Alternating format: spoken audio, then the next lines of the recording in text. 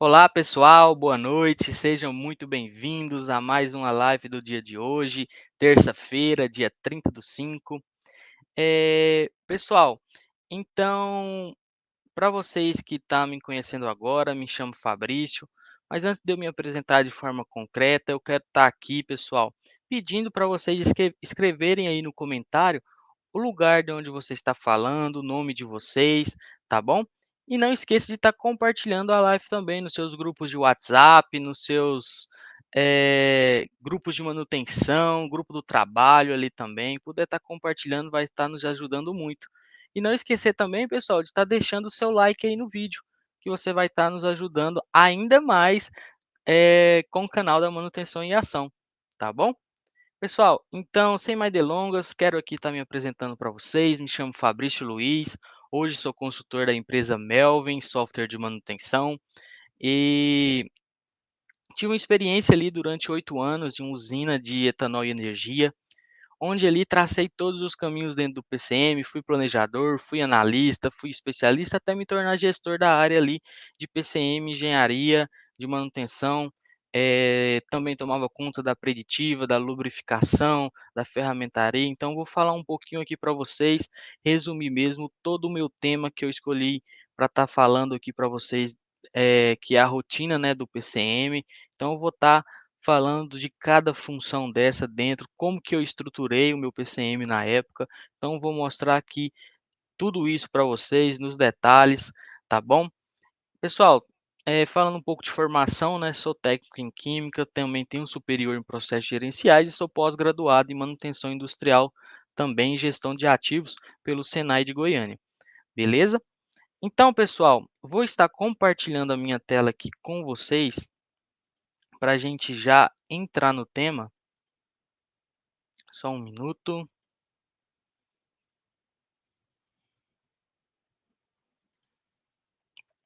Certo, ó.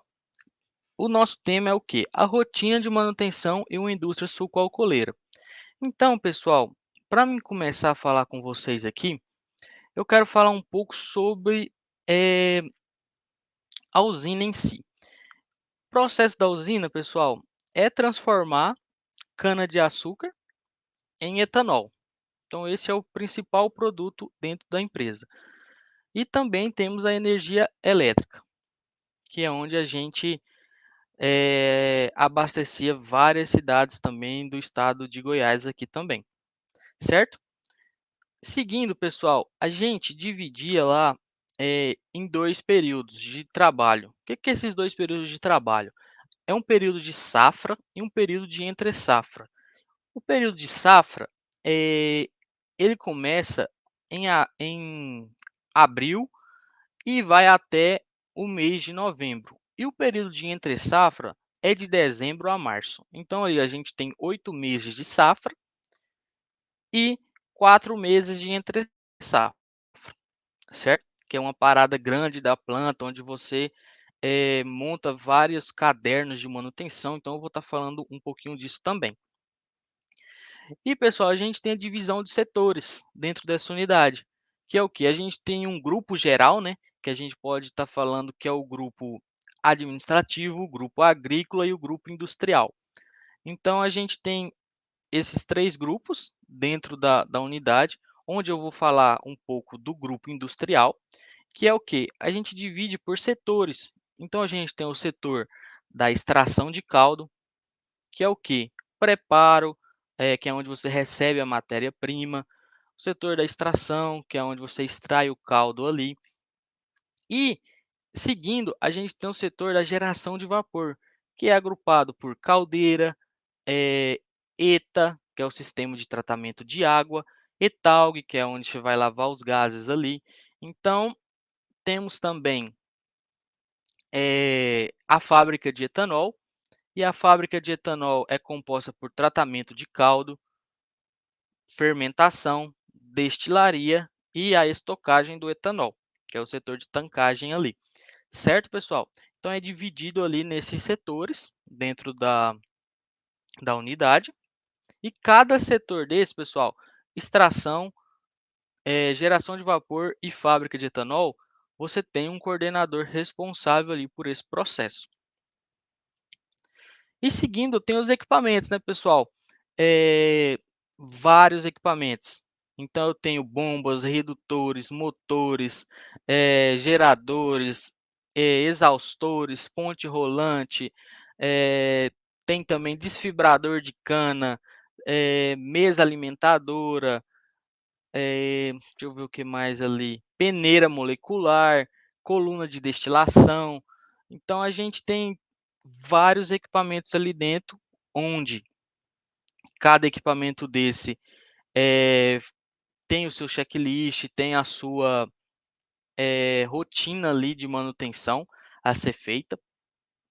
Então, por que eu coloquei aqui identificação de falha?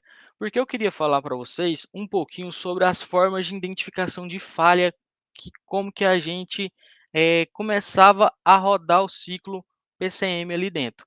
Porque tudo começa com a identificação da falha. Então, a gente tinha a forma de identificar a falha através do checklist operacional, onde a gente tinha checklists realizados no turno A, no turno B, no turno C, com frequências diferentes, de acordo com a matriz de criticidade, então rodava desta forma. Tinha também checklist de manutenção, onde a gente tinha várias frequências semanal, checklist diário, checklist bimestral, checklist trimestral e assim por diante. Tínhamos o checklist da liderança. Esse checklist da liderança, pessoal, então, todo líder da unidade era responsável de fazer um checklist por semana. Então, ele escolhia um determinado setor, não podia ser o setor dele, até que podia também, pessoal, ser o setor dele, mas revezava muito entre os outros setores. Porque para trazer uma vivência maior do coordenador ali, dos líderes, estar em campo, estar visitando outros setores também. Então tinha essa forma também de identificação de falha, tinha a parte de preditiva, né, que eram as rotas de termografia, rotas de análise de vibração, parte de lubrificação também, que era essa parte de todas as rotas serem feitas do tablet, então o pessoal sabia até quantas bombadas de graxa tinha que dar ali no equipamento, então aparecia ali no tablet também. Então todas as rotas foram traçadas, foram feitas pelo pessoal da engenharia, então foi algo assim que o lubrificador, quando ele pegava uma rota para fazer, ele já sabia até aquilo que ele tinha que levar para campo. Então eu vou falar um pouquinho mais disso sobre na rotina, quando eu entrar na rotina mesmo do pessoal. E tinha a parte das ordens avulsas que a gente chamava de informais. O que que é os informais? Eu estou do PCM, responsável do PCM, estou passando em algum lugar dentro da fábrica, identifiquei ali um vazamento no selo, um vazamento numa gacheta, então eu já abri uma solicitação de serviço ali para o pessoal estar atuando ali. Então eram as formas informais que vinham as ordens de serviço. Beleza? Seguindo aqui, pessoal, eu tenho a parte da equipe do PCM. Então eu quero falar um pouco para vocês como que eu dividi isso aqui dentro, como que eu desenvolvi a equipe nesse ponto. Então eu quero estar falando isso para você aqui mais no detalhe mesmo. Então eu quero falar, por exemplo, vamos lá, vamos começar. Quero falar aqui da função de analista. Então esse analista, pessoal, era o meu braço direito dentro da unidade. Então esse cara é a pessoa que fazia, tudo aquilo que a gente pensou dentro de sala, fazer as coisas acontecerem junto comigo. Então ele era responsável por analisar o checklist, as falhas que estão dando ali, que estão aparecendo. Então isso fazia parte da rotina dele. Então a outra rotina era analisar a programação semanal, analisar apontamento, analisar as pessoas, os executantes da manutenção. E ele tinha uma grande responsabilidade ali dentro também, que era o quê? Que demandava muito tempo, muita análise, que era, eh, o período de entre safra. Como eu falei para vocês, era um período de 4 meses, então demandava um planejamento muito grande ali das ordens de serviço, daquilo que vai fazer. Então esse cara era responsável pela elaboração, pela confecção do caderno de entre safra, por ver cada linha do caderno, os materiais que vão ser usados. Então, pessoal, esse analista era o cara que sempre estava ali do meu lado, me apoiando das minhas decisões, me dando várias ideias de melhoria. Esse cara é um cara que veio do processo, tá? Então ele veio da área de manutenção. Então ele foi mecânico. A gente tinha duas unidades, né? Uma que eu não me engano é 60 quilômetros uma da outra, então esse rapaz veio dessa outra unidade para cá, na época da construção da unidade, então ele sabia até o parafuso que tinha sido compra ali para aquele determinado equipamento, esse cara sabia qual que era. Então, é um cara com uma experiência enorme, um cara técnico, um cara analista, um cara, calmo para estar falando com as pessoas, então esse é um perfil que eu sempre buscava na minha equipe. Então, esse era uma das pessoas fundamentais, assim, que faziam o nosso resultado também ali acontecer. Certo, pessoal? Seguindo, eu tinha a função de programador. Vou pôr as duas funções aqui, programador e aprovisionador. Por quê, pessoal? O aprovisionador, eu tinha 3 pessoas. Então, eu tinha um responsável da elétrica e instrumentação, então ele ia correr atrás de todo o material ali da elétrica e instrumentação. Eu tinha um aprovisionador de mecânica e tinha um aprovisionador de caldeiraria. Custei conseguir esse de caldeiraria, mas quando eu saí de lá, ele estava até desempenhando um ótimo trabalho, mostrando vários resultados, mas a gente tinha esses 3 lá dentro da unidade.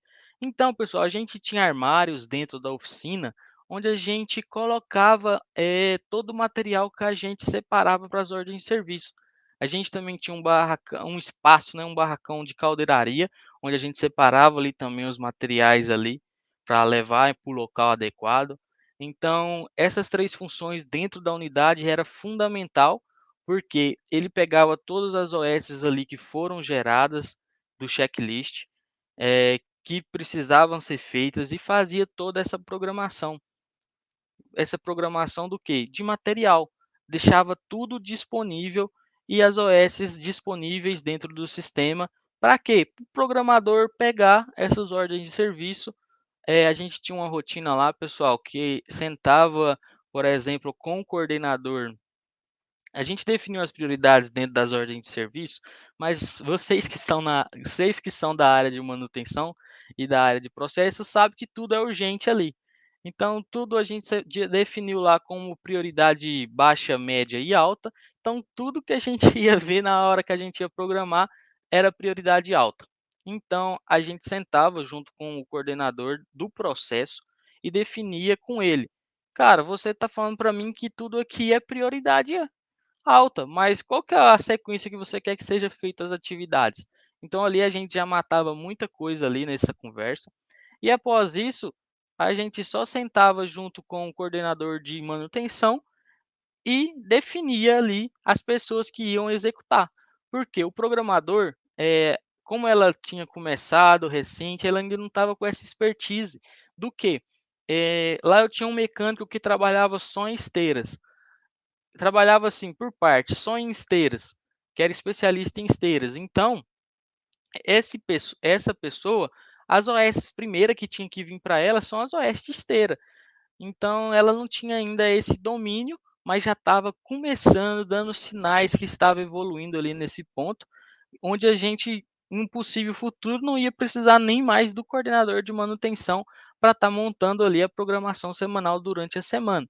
Então, essa pessoa, esse programador, era responsável de estar deixando tudo certinho com o nome, com o horário que a pessoa vai gastar, o dia certinho. E o pessoal do aprovisionamento de recurso ia deixar todo o material disponível depois que o programador fechou a ordem de serviço, fechou o cronograma ali das atividades a serem feitas, o aprovisionador só ia deixar um material no local assim para ser executado a atividade. Então esse era um jeito que a gente estava começando a trabalhar na unidade. Então a gente estava desenvolvendo ainda essa parte. Então era uma parte assim que estava nos caminhos assim que ia acontecer. Hoje, pela expertise dele, já devem estar acontecendo isso.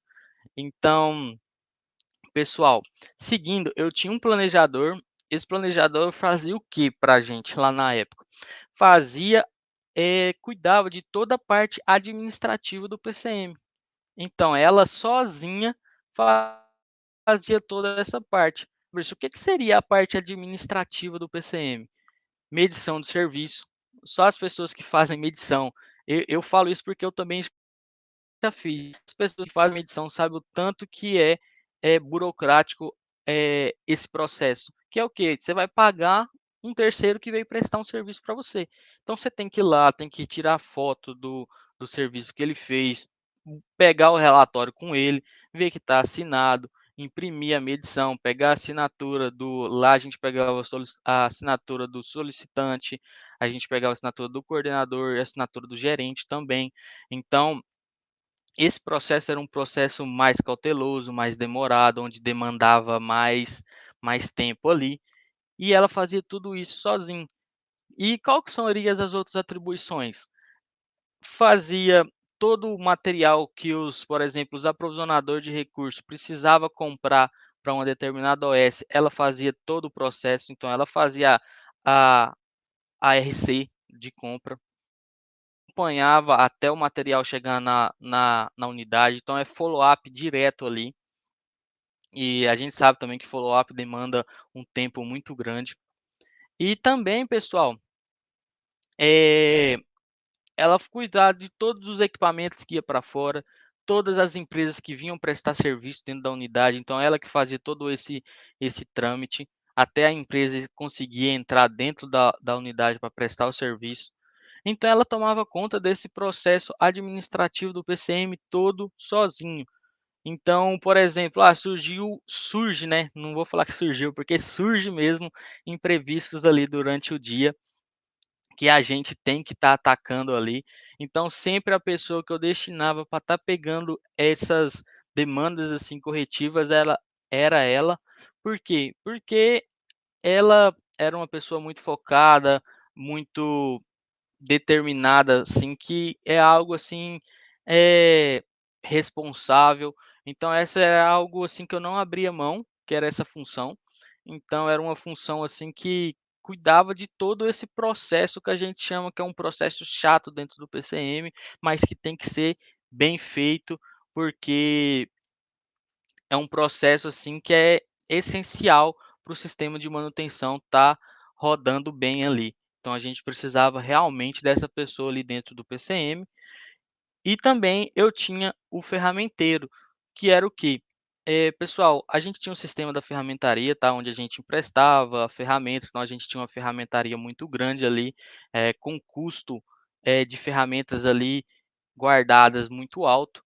E a gente tinha várias caixas para toda a nossa equipe de manutenção. Só para vocês terem, pessoal, a dimensão da nossa equipe de manutenção, a gente tinha 7 mecânicos, a gente tinha parte de eletroinstrumentação, que eu não me engano, a gente tinha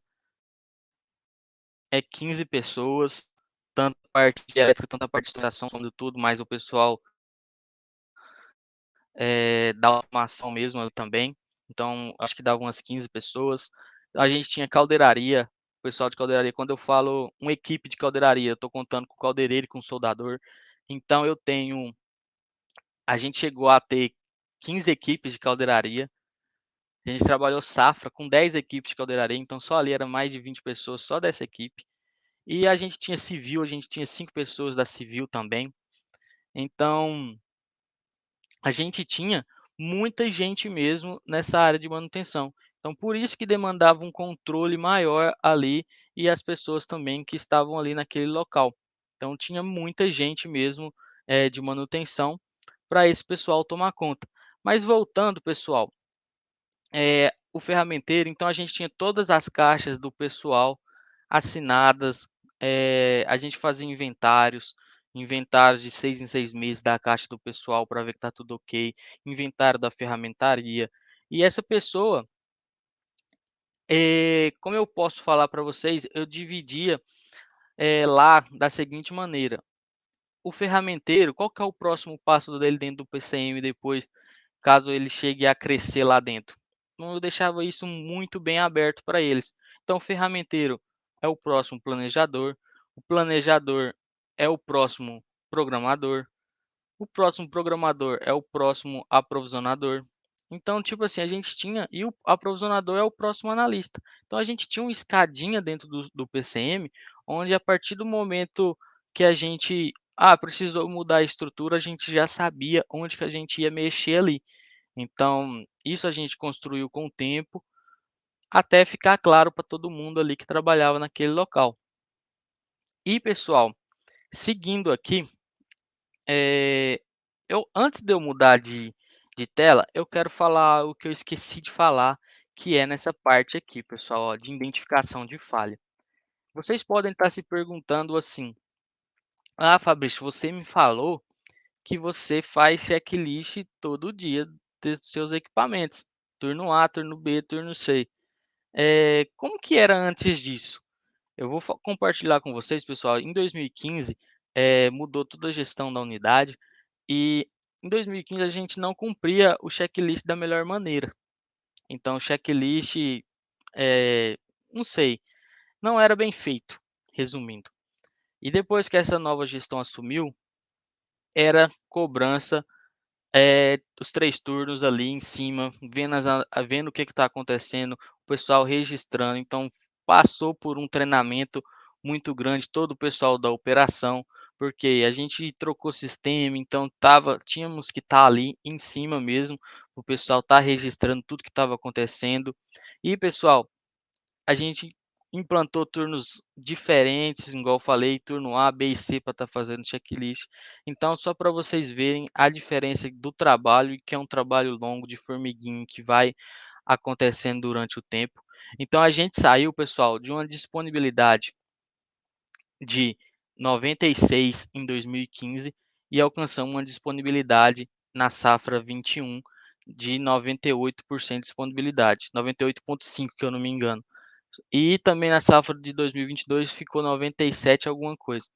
Então, pessoal, só para vocês saberem, as pessoas que estão dentro de uma usina, assim, sabe tanto que é difícil você alcançar ali uma disponibilidade, avançar ali 1/10, eh, em cada em cada dia ali, vocês sabem tanto que é difícil isso acontecer.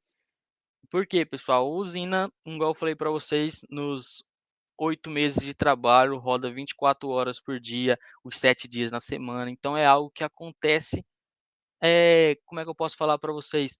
Todo dia tem que estar ali em cima para a peteca não cair. Então você tem que estar ali todo dia em cima mesmo ali do checklist, porque quanto mais pessoas estão passando, mais pessoas estão identificando, mais pessoas estão vendo, mais pessoas estão cuidando dos seus equipamentos, e com isso tende-se a disponibilidade realmente aumentar mesmo, porque o nível de preocupação, e o nível de pessoas passando ali pelo local está aumentando. Então, com isso, tem pessoas que estão cuidando mais dos seus equipamentos, certo? Só não queria deixar esse detalhe passar, mas voltando aqui, pessoal, vou falar para vocês agora da função de engenharia. O que que o meu engenheiro fazia, tá, pessoal? Eu tinha muito isso comigo lá dentro da unidade. A gente não tinha uma equipe de engenharia, tá? Demandou, como é que eu posso falar para vocês? Primeiro chegou trainees, até a gente conseguir mesmo, ter essa equipe de engenharia fixa na unidade. Então, o que que os meus engenheiros faziam? Eu tinha um engenheiro mecânico e um engenheiro eletricista. Então, eles eram responsáveis por facilitar a análise de falha, analisava os indicadores de desempenho, fazia estudo de perdas, organizava em forma de Pareto as apresentações para a gerência, para a gente conseguir ver ali o que mais está quebrando. Era facilitador do FEMEA, facilitador do RCM também, fazia críticas na manutenção, com o intuito de estudar as formas de redução de tempo de parada, acompanhava os processos de entre-safra, fazia estudo de primarização de serviço. Então, pessoal, com estudos que a gente fizemos, a gente conseguiu trazer vários serviços que a gente fazia externo, a gente conseguiu trazer para fazer ele de forma interna. Então, nas próximas lives que eu vou fazer para vocês, eu vou falar um pouquinho disso também. Fazer estudo de intercambiabilidade também, responsável pelas NRs, pessoal, é uma coisa muito importante dentro da unidade. Então eles eram responsáveis da NR junto com o coordenador de cada área. Por exemplo, NR13 tinha um engenheiro mecânico junto com o coordenador da área da caldeira. Então, era feito toda essa divisão lá. NR, pessoal, só para vocês saberem, NR fecha usina, tá? Mas, então por isso que a gente tinha esses responsáveis, que era o setor, que era o dono do setor mesmo, junto com o responsável da engenharia. Por exemplo, NR10 também tinha o coordenador da elétrica e instrumentação, junto com o engenheiro eletricista ali também.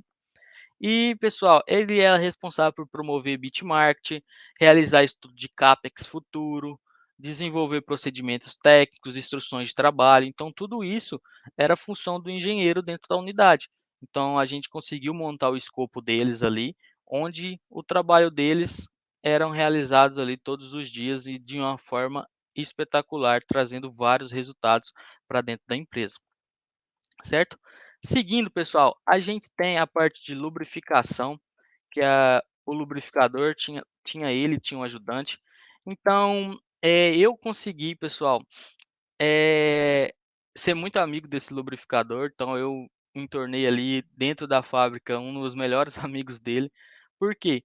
Porque eu queria mesmo, saber o que estava acontecendo na unidade. Então quando eu assumi o setor, eu assumi com o custo de lubrificação lá em cima, gastando óleo, assim, eh, gastando muito óleo durante o mês. Então a gente tinha cálculos que a gente calculava durante o mês, a gente via que a gente estava estourando em custo de lubrificante.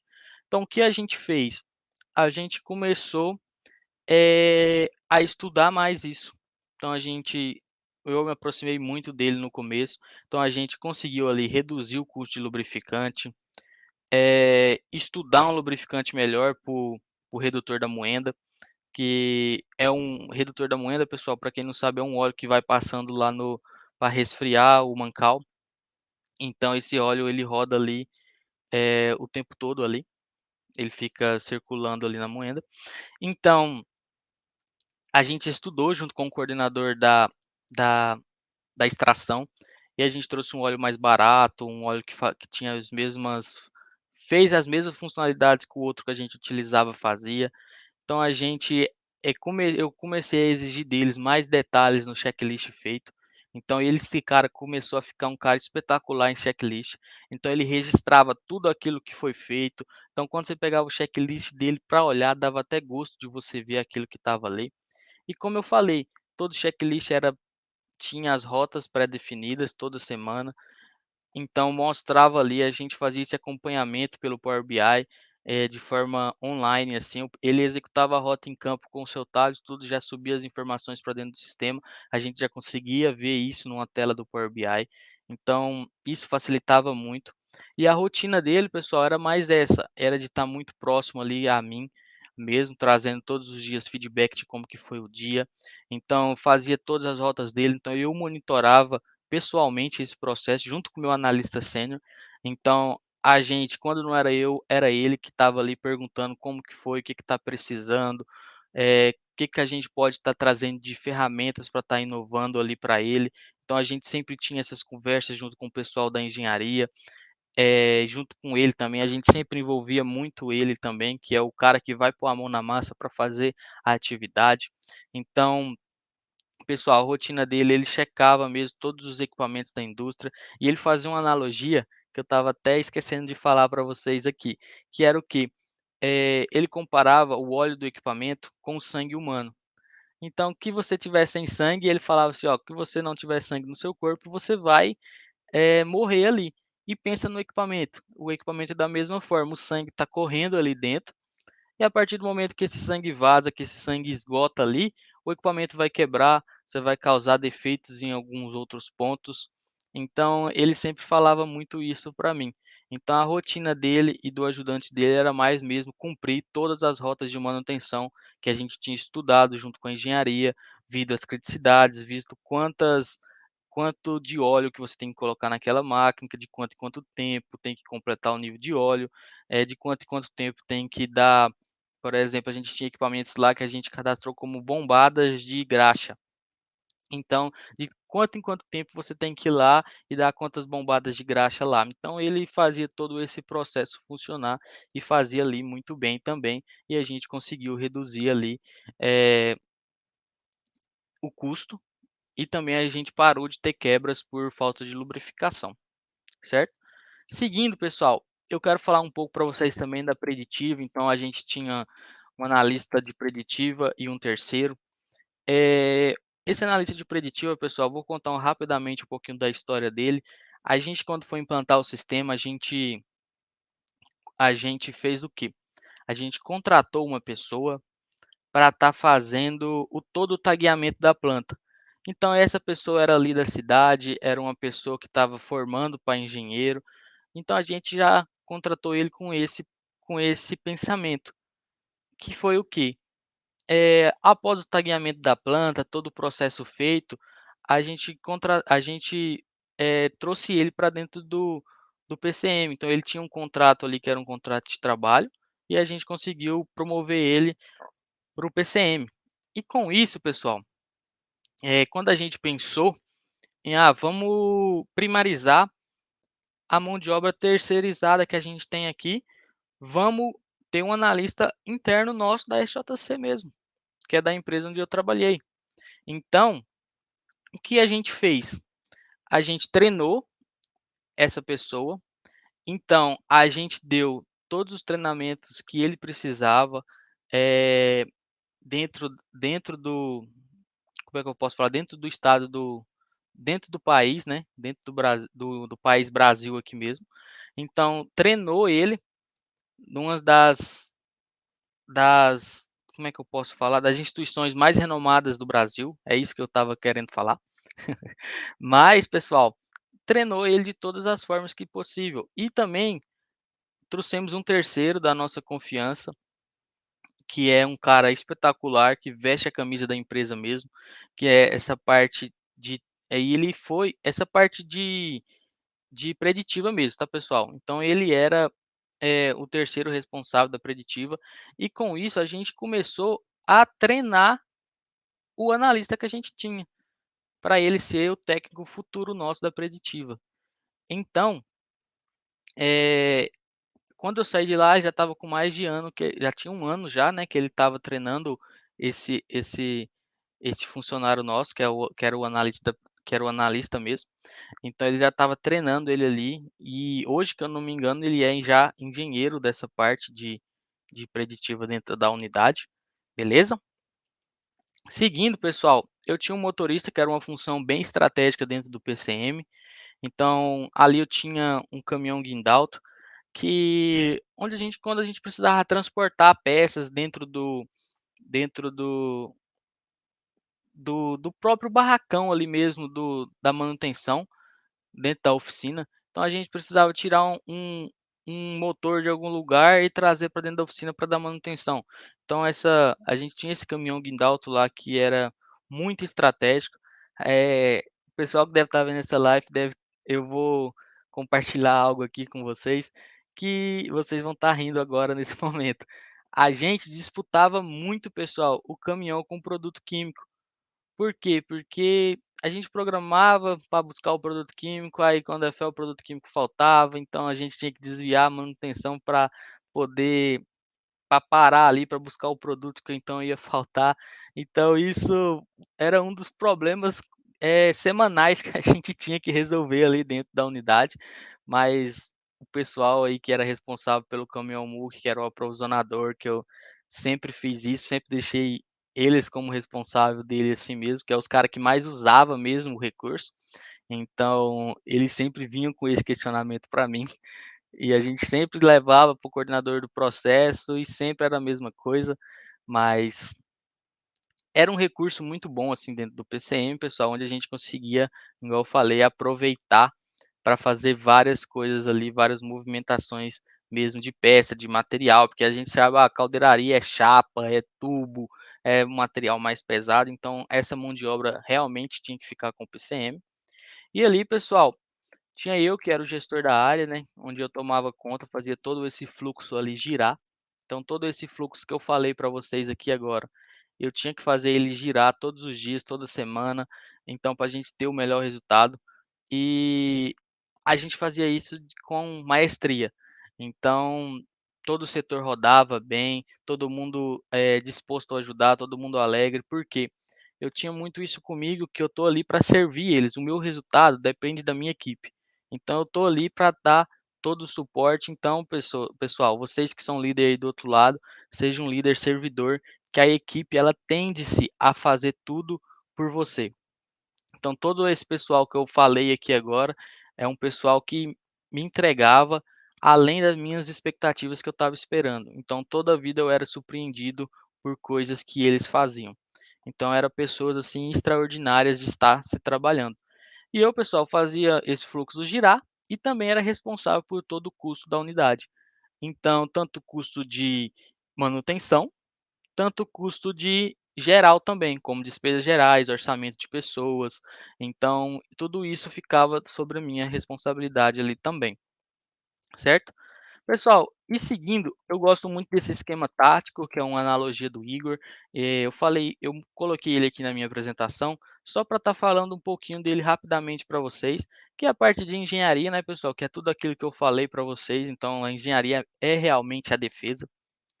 A parte do PCM, o PCM tem que rolar a bola para a execução mesmo, a execução é o protagonista do negócio, são os nossos clientes, então são as pessoas que têm que receber mesmo tudo na mão. Eles têm que só chutar a bola para o gol. Então, o PCM, ele é sim o meio de campo, onde ele tem só que tocar a bola para o pessoal chutar para dentro do gol, que é eles vão fazer isso com maestria, que é o pessoal da execução, que é onde ele vai começar a deixar nossos equipamentos disponíveis. E a parte de gerenciamento, né, que é o técnico ali, que é o cara que vai estar olhando de cima, que vai ver que todas as engrenagens ali, engenharia, PCM e execução, ver que tá acontecendo da melhor forma possível. Beleza? Seguindo, pessoal, eu quero falar rapidamente aqui sobre indicadores, não vou entrar muito no detalhe, só vou falar para vocês a forma que a gente controla. Então, pessoal, todos os nossos indicadores lá, a gente tinha um sistema, né? A gente tinha um RP da empresa, tinha um sistema de manutenção e tinha também o Power BI. O Power BI, então, ele é um sistema que ele comunica, né, que ele pega informações desse sistema nosso de manutenção e a gente desenvolveu ali mais de 60 telas de manutenção. Então a gente tinha muita informação na nossa mão. Exemplos, o custo do meu, que eu retirei ontem no meu centro de custo por responsável. Então, cada coordenador, né, é responsável de um centro de custo. Então, todos os materiais que tirou ali no centro de custo dele, ele já recebia uma informação ali no outro dia, logo de manhã, 7 horas da manhã, a gente já disparava todos esses e-mails com informações. Tínhamos também o checklist feito, por exemplo, cada turno, então cada coordenador responsável pela sua área recebia as anormalidades ali quando encerrava o turno e que o checklist foi feito ou que não foi feito. Então a gente tinha também, pessoal, MTBF, MTTR que você queria receber, você recebia também, igual eu gostava muito de receber isso de forma semanal, tá? Para mim estar acompanhando. Então eu tinha várias personalizações que eu recebia e tinha várias personalizações também que as pessoas que queriam receber determinada informação, a gente conseguia automatizar ali para eles também. Apontamento de horas, o pessoal da manutenção, que é os coordenadores de manutenção, né, para eles estar recebendo para ver que o pessoal deles estão fazendo o apontamento de horas ali das OS abertas ali, programadas para ele. Então a gente tinha a programação semanal foi feita do dia anterior, então o pessoal recebia isso também. Então a gente tinha várias automações feitas ali e uma delas, que é a principal, assim, que eu gostava muito, era a automatização que eu e o junto com o responsável do Power BI, que ele trabalha, né, na outra unidade nossa, a gente criou, que foi o quê? Que foi a reunião de manutenção. Então, pessoal, a nossa semana se iniciava toda segunda-feira e terminava domingo. Então, toda segunda-feira, às 10 horas da manhã, eu fechava os indicadores da semana anterior. Então, eu já recebia isso em forma de e-mail com a apresentação pronta. Então, já vinha lá para mim. Isso a gente automatizou pelo Power BI, tá, pessoal? Então, a gente já recebia lá cumprimento da programação, as OS feitas fora da programação, MTBF, NTTR, backlog, eh, apontamento de horas. Então a gente já recebia todos esses indicadores na hora que finalizava, né, que foram os indicadores que a gente escolheu para a reunião de manutenção, junto com a gerência da unidade. Então a gente já conseguiu automatizar isso e a pessoa assim, eu, né, como responsável, junto com a minha equipe de PCM, a gente já recebia isso toda segunda-feira às 10 horas da manhã. Então a gente não precisava montar PowerPoint, não precisava fazer nada disso. Já era tudo realmente automatizado só para a gente ver o que aconteceu e ir para a reunião mais preparado ali. Pessoal, e as reuniões que a gente tinha? A gente tinha uma reunião do Bom Dia, né, como eu comentei para você, era uma reunião todos os dias às 8h30 da manhã, onde ia uma pessoa do PCM lá como responsável do PCM. Então, o que que essa reunião trazia? É uma reunião do processo, era uma reunião de 30 minutos, onde o pessoal falava os resultados da produção do dia anterior e sempre a gente fazia uma rodada ali de manutenção. Para quê? Para a gente saber o que que aconteceu, que está precisando de alguma coisa, que alguma coisa de algum material é urgente para estar dentro da unidade. Então sempre a gente fazia esse bate-papo ali também, pegava alguma coisa da preditiva, caso, ó, pessoal, quer que a o analista de preditiva verifique algum equipamento em específico, então sempre a gente tinha isso ali dentro também, dessa reunião do bom dia. Tínhamos a reunião de manutenção, que a gente fazia toda terça-feira às 3 horas, então toda semana, tá, a reunião era semanal. E a gente tinha uma reunião de programação semanal, que é o que eu falei para vocês que a programadora fazia. Ela fazia o quê? Ia atrás do coordenador, pegava a sequência de prioridades ali e ia falar com o pessoal da manutenção somente para definir quem que vai fazer o que ali de cada atividade. Então a gente tinha essa reuniãozinha, mas não era tanto uma reunião, era mais um bate-papo mesmo ali, onde a gente procurava mesmo o coordenador para estar pegando essas informações. E, por fim, eu quero falar um pouquinho do ciclo aqui do PCM para vocês, que é o que? A gente tem eu gosto muito de falar sobre isso, porque o primeiro passo, pessoal, é você cadastrar todos os equipamentos que você tem na unidade. Então, esse foi um dos primeiros passos quando eu estava implantando o sistema. Então, primeiro é taguear todos os equipamentos, cadastrar tudo ali que tem no sistema. Após isso, a gente definiu a criticidade, então a matriz, para a gente começar a fazer os planos de manutenção. E depois a gente vem para a parte de planejamento, né, que aí é onde a gente já vai começar a fazer a rotina girar. Então, pessoal, nesses 8 meses de safra, a gente tem que fazer a rotina de planejamento girar. Então é uma rotina, assim, que é cansativa, que é estressante, mas que tem que acontecer. É essencial para o resultado acontecer essa rotina. E os 4 meses de entre safra é uma rotina mais diferente, mas que tem que rodar também nessa parte de planejamento, que é onde a gente já fez todo o caderno de entre safra, todo o processo. Então a gente tem que programar as atividades ali semanalmente. Então são rotinas que tem que acontecer. Parte de programação, que é o que eu falei já, que é colocar uma atividade numa linha do tempo para um determinado executante executar essa atividade. A parte de execução, que é quem vai chutar a bola para o gol mesmo, que é quem vai fazer o gol, que é o protagonista do negócio, são os pessoal da execução, é as pessoas que vão deixar o equipamento ali disponíveis, então é essencial. E a parte do controle, que é onde entra mais gestão. Para quê? Para analisar os indicadores ali que foram gerados. Então, ali é onde entrava mais mesmo a gente para estar podendo fazer essa análise, podendo analisar. Eu usava muito também o pessoal da engenharia, pessoal, para estar vendo ali junto comigo isso. Então, o pessoal da engenharia também analisava muito. Aí cada coordenador analisava o seu em particular também ali da sua área, já que a gente tinha, igual eu falei para vocês, um Power BI muito rico de informação, muito rico de informação em tempo real, assim. Então a gente tinha isso muito na palma da nossa mão. Então facilitava muito ali as tomadas de decisão. Beleza, pessoal? Então esse seria aquilo que eu tinha para falar para vocês. Espero que vocês tenham gostado, tá? Foi um prazer enorme estar aqui compartilhando um pouquinho com você aí. E, pessoal, Não esqueça, deixa o seu like. Muito obrigado mesmo por tudo e até a próxima, beleza? Valeu, tchau, tchau.